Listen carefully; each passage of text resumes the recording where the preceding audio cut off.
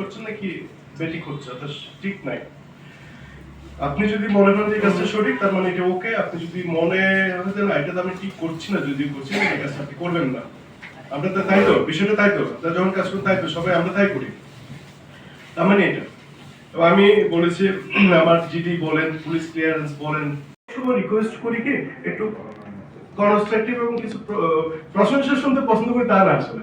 কারণ প্রশংসা শুধু যদি করে আসলে একজনের শুধু আমি প্রশংসাই করলাম, তার ভুলটা বললাম, তাহলে সে ভুলের মধ্যে থেকে যাবে এবং এই ভুল কিন্তু একসময় করতে করতে মারাত্মক ভুল করে ফেলবে।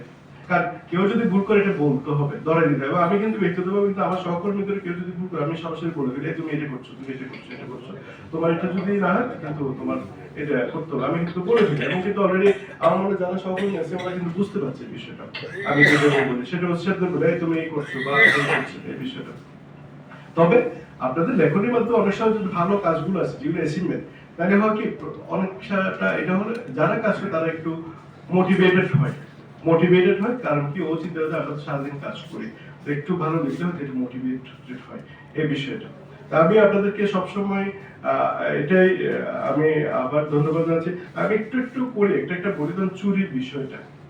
আমি যেহেতু অনেকদিন কিন্তু চেকপোস্ট হয়নি, কালকে আমি বুঝি চেকপোস্ট শুরু করতে হবে। গতকাল অলরেডি কিন্তু চেকপোস্ট শুরু করেছে এবং আমি আস্তে আস্তে যেহেতু আবার ফোর্স মধ্যে একটু আপনার জানেন স্লো ছিল, সেটা আমি আস্তে আস্তে তো একসাথে তো প্রেশার দিয়ে সাথে সাথে করা যায় না, আস্তে আস্তে স্লো। এবার আমি বলেছি চেকপোস্ট শুরু করতে হবে, কাজ দিয়ে চেকপোস্ট শুরু হয়েছে। কয়েকটা বিষয় কিন্তু একটা বিষয় বলেছে, কুলিয়ার একটা বিষয় নিয়ে এসেছেন, আরো কয়েকটা বিষয় কিন্তু আমরা কিন্তু সাথে সাথে করেছি।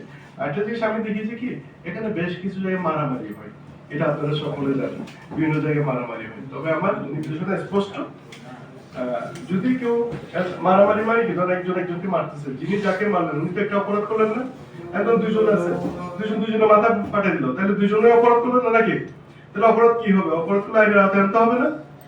তাহলে আমার কথা হচ্ছে অপরাধ করলে আইনের আওতায় আসবে, যাতে অপরাধ না হয়। কয়েকটা বিষয় এখানে আসছে, হয়তো থানাতে গেলে হয়তো মামলা নেওয়ার বিষয়টি আসছে, আবার এই বিষয়টা আমার নির্দেশনা স্পষ্ট, অপরাধ যেখানে হবে সেখানে আইনের আওতায় আসবে, তাইলে তো অপরাধ হবে না।